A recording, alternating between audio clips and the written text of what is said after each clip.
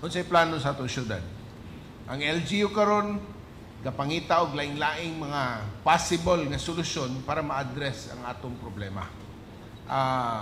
Naay short-term ug naay long-term solution. Ug dili band-aid solution ang atong gustong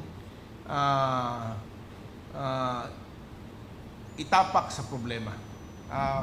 For one, no, I would like to inform everyone na nanatay gi-order nga pyrolysis machine.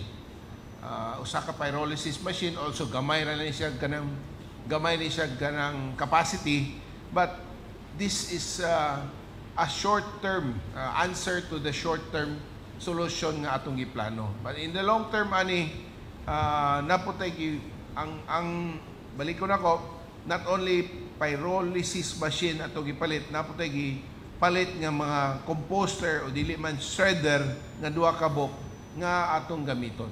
No, naputay private nga mga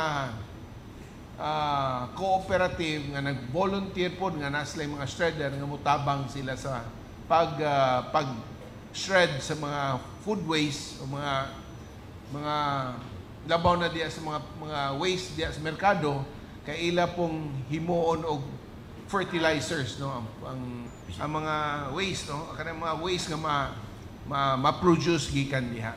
So himuon na nila mga vermicast or whatever nga mga pwede nila magamit, and then pwede pang ma-convert into cash, no, kay pwede man na nila ibaligya.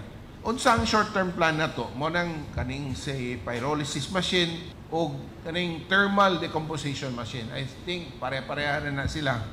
Apan kaning nga pamagi environmentally safe kay mo comply man sa rekisito sa Clean Air Act o RA 9003. Ginagamit kini sa mga LGUs sa around the Philippines.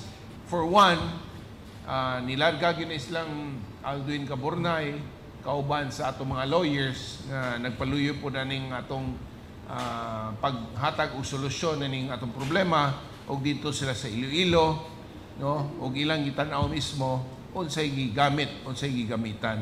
And besides, no, kaning pag-procure nato aning nga machine, napon ni siya go signal gikan kang RD Digamo, verbally na siya approval nga o kana siya, that's a good start, no, to in solving the waste problem din sa Iligan.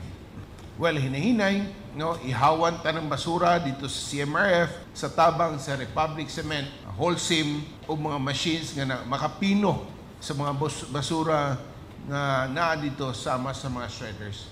So natay mga shredders nga mao na nagpalit og duha ka shredders kay mao kana ang maka-process no nga mapino ang basura dito ug pwede na ding kuhaon sa Holcim kay ilang sunugon, Holcim o dili man Republic Cement.